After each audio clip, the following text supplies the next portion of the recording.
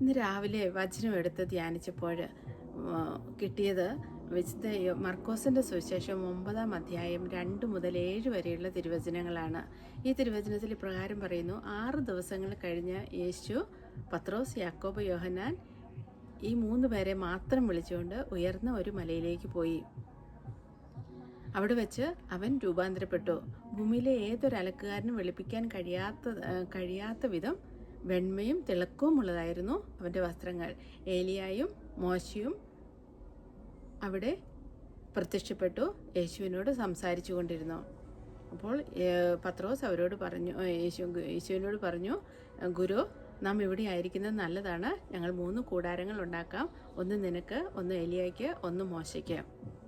അവൻ എന്താണ് പറയേണ്ടതെന്ന് അറിയില്ലായിരുന്നു. അവർ അത്രയ്ക്കും ഭയപ്പെട്ടിരുന്നു. അപ്പോൾ ഈ ഒരു വചനം ധ്യാനിച്ചപ്പോൾ ഞാൻ ചിന്തിച്ചു, 3 പേരെ മാത്രം, അതായത് 3 പേരെ ഈശോയുടെ പ്രിയപ്പെട്ടവരായിരുന്നിരിക്കും ഈ 3 പേര്. പത്രോസ്, നമുക്കറിയാം, പത്രോസെ നീ പറയാവുന്നു, നിന്റെ പാറമേൽ ഞാൻ എൻ്റെ ഭവനം പണിയും. അതുപോലെ തന്നെ യോഹന്നാനും പ്രിയപ്പെട്ടതായിരുന്നു.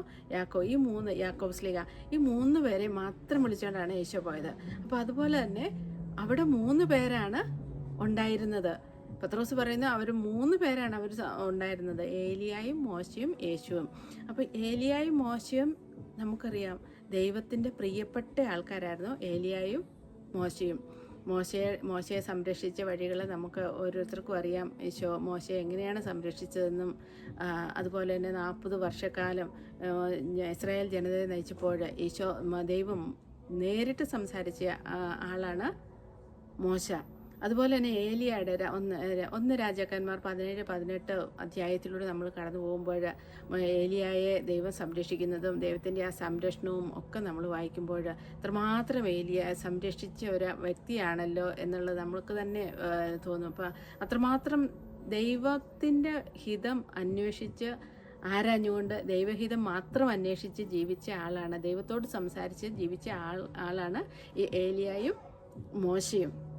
അപ്പോൾ ഇവർ യേശുവിൻ്റെ അടുത്ത് വന്ന് പ്രത്യക്ഷപ്പെടണമെങ്കിൽ അവർ സംസാരിച്ചുകൊണ്ട്, വചനം ഇപ്രകാരം പറയുന്നു, ഏലിയായും മോശയും പ്രത്യക്ഷപ്പെട്ട് യേശുവിനോട് സംസാരിച്ചു കൊണ്ടിരുന്നു. അപ്പം ഞാൻ ചിന്തിച്ചു, എന്തായിരിക്കും ഇവർ ഈ സംസാരിച്ചത്, യേശുവിനോട് സംസാരിച്ചുകൊണ്ടിരുന്നത്? അപ്പം ഈശോയുടെ വരാനിരിക്കുന്ന പീഡാനുഭവത്തെക്കുറിച്ചായിരിക്കും. വരാനിരിക്കുന്ന പീഡാനുഭവത്തിൽ എങ്ങനെ ഈശോയെ ശക്തിപ്പെടുത്തി ധൈര്യപ്പെടുത്താം എന്നുള്ളത് അവർ പറഞ്ഞ ദൈവത്തിൽ നിന്ന് ഈശോയ്ക്കറിയാം, ഏലിയായും മോശയും ഈശോയ്ക്കറിയാം. അപ്പം ആ ഒരു സ്നേഹബന്ധം ഏലിയായ്ക്കും ഏലിയ, മോശ, ഈശോ ഇവർ തമ്മിലുള്ള ഒരു സ്നേഹബന്ധത്തിൽ അപ്പോൾ അവർ വന്നുകൊണ്ട് ഈശോയെ ശക്തിപ്പെടുത്തുമായിരുന്നിരിക്കാം. ആ വരാൻ പോകുന്ന ആ പീഡാനുഭവം, ഈശോ സഹിക്കാൻ പോകുന്ന വേദനകളും പ്രയാസങ്ങളിലൂടെയൊക്കെ കടന്നു പോകുമ്പോൾ അതിനെക്കുറിച്ചായിരിക്കാം അല്ലേ നമ്മളൊന്ന് ചിന്തിച്ച് നോക്കുമ്പോൾ, ഒന്ന് ധ്യാനിച്ച് നോക്കുമ്പോൾ അവരുടെ ആ ഒരു നമ്മുടെ ഭാഷയെ പറഞ്ഞാൽ ആ ഒരു ആത്മമിത്രം എന്ന് വേണമെങ്കിൽ പറയാം അല്ലേ. ദൈവത്തിൻ്റെ ആയിരുന്നല്ലോ അവർ. അപ്പോൾ അതുപോലെ തന്നെ അല്ലെങ്കിൽ പറയാം നമ്മുടെ ആ ഒരു സഹോദരങ്ങൾ എന്ന് വേണമെങ്കിൽ നമ്മുടെ ഭാഷയെ പറയുമ്പോൾ പറയാം. അവർ വന്ന് ഈശോയെ ശക്തിപ്പെടുത്തുന്നു.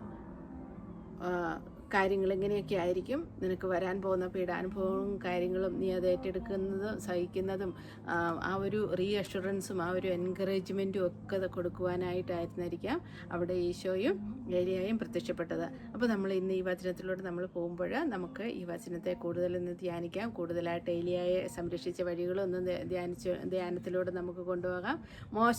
മോശയും ദൈവത്തിന് എത്രമാത്രം പ്രിയപ്പെട്ടവരാണ് എന്നുള്ളത്. അതുപോലെ തന്നെ പത്രോസ് പറയുന്നുണ്ട്, അവൻ എന്താണ് പറയേണ്ടതെന്ന് അറിയുന്നില്ല എന്ന്. പത്രോസ് ഇത്രയും നാൾ ഈശോയുടെ കൂടെ നടന്നെങ്കിലും പത്രോസിനെ അറിയുന്നില്ല, അവർക്ക് തന്നെ അറിയത്തില്ല എന്താണ് സംഭവിക്കാൻ പോകുന്നത്, എന്താണ് നടക്കുന്നത്, ഇതൊന്നും അവർക്കറിയത്തില്ല. പക്ഷേ നമ്മൾ ഈ ലോകത്തിൽ ആയിരിക്കുമ്പോൾ നമുക്ക് നമ്മുടെ ദൈവത്തെക്കുറിച്ച് അറിയാനായിട്ട് നമ്മുടെ ഈ വചനം പൂർണ്ണമായിട്ടും നമ്മുടെ മുന്നിലുണ്ട്. അപ്പം നമ്മൾ അറിവില്ലാത്തവരാകല്ല. ഈ ലോകത്തിൽ നമ്മൾ ജീവിക്കുമ്പോൾ നമ്മുടെ യേശുവിനെക്കുറിച്ച്, നമ്മുടെ ദൈവത്തെക്കുറിച്ച്, നമ്മുടെ വചനത്തെക്കുറിച്ച് നമ്മൾ കൂടുതൽ അറിയണം. ഈശോയെ ഒന്നും കൂടെ നമുക്ക് സ്നേഹിക്കാനായിട്ട് സാധിക്കണം. അപ്പോൾ ഒരിക്കൽ കൂടെ ഈശോയെ ഒന്നും കൂടെ സ്നേഹിക്കാം എന്ന തീരുമാനം എടുത്തുകൊണ്ട്, ഈശോയെ നമുക്ക് കൂടുതലായിട്ട് അറിയാം എന്നുള്ള തീരുമാനം എടുത്തുകൊണ്ട് എല്ലാവർക്കും നല്ലൊരു ദിവസം ആശംസിക്കുന്നു. Praise God.